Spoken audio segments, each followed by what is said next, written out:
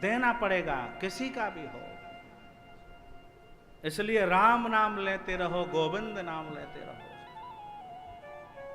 वहां वारे दुनिया मतलब की दुनिया में किसी का कोई नहीं।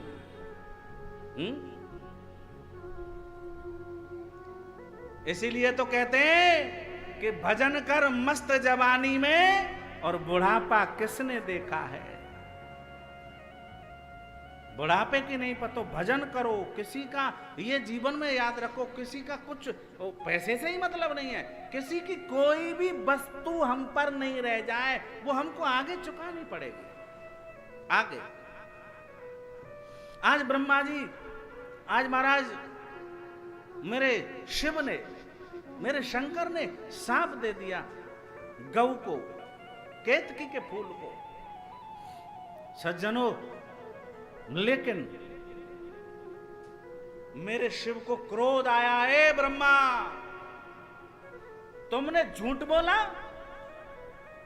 और वो भी विष्णु से। आज मेरे भगवान ने महाराज वीरभद्र को प्रकट किया, और वीरभद्र ने अपने उंगली के नख से महाराज ब्रह्मा के सिर को काट दिया। ब्रह्मा के सिर को। देखो, ब्रह्मा के 5 सिर थे, ब्रह्मा के 5 मुख थे, लेकिन जब ब्रह्मा ने झूठ बोला तो आज महाराज भोलेनाथ ने, भोलेनाथ के गण के द्वारा उसके उंगली के नख से 5वां सिर ब्रह्मा जी का कट गया। और कट करके सज्जनों, जो रक्त की धारा निकली, वही रक्त की धारा कर्मनासा नदी बन गई। कर्मनासा नदी, कर्मनासा नदी में आप कभी स्नान नहीं कर सकते, उसके जल को छू नहीं सकते, हाथ पैर नहीं धो सकते, वहां जाना वर्जित है। कर्मनासा नदी हमारा लखनऊ और इलाहाबाद के बीच में। शिव महापुराण की कथा में लिखा है 14 किलोमीटर लंबी कर्मनासा नदी। वैसे आप नेट पर सर्च करेंगे तो 20-22 किलोमीटर दिखाता है, लेकिन शिव महापुराण की कथा कहती है दुनिया की सबसे बड़ी नदी है कर्मनासा नदी। भगवान ब्रह्मा के रक्त से प्रकट है वो, ब्रह्मा के रक्त से, ब्रह्मा के रुधिर से जो रक्त की धारा बहती हुई गई, कर्मनासा नदी।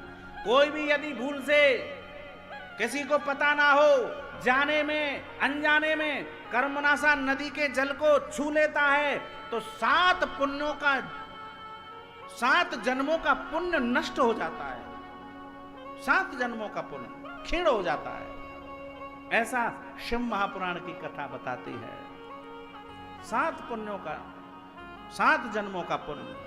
सज्जनों, वहां मनुष्य तो जानता है कर्मनासा नदी को के जल को छूना नहीं है, लेकिन कोई पक्षी भी उस नदी के जल को ना तो पीता है, कोई कुत्ता भी ना तो उस नदी के पास जाता है, क्योंकि भगवान की सत्ता से वो भी जानते हैं। वैसे बोर्ड लगे हुए बड़े बड़े, भैया कर्मनासा नदी है ये, इसके जल को ना छुएं, ऐसा बताते हैं।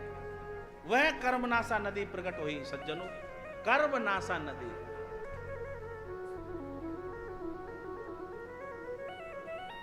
तो कर्म हमारे उसमें नष्ट हो जाते हैं, अच्छे कर्म, बुरे कर्म नहीं।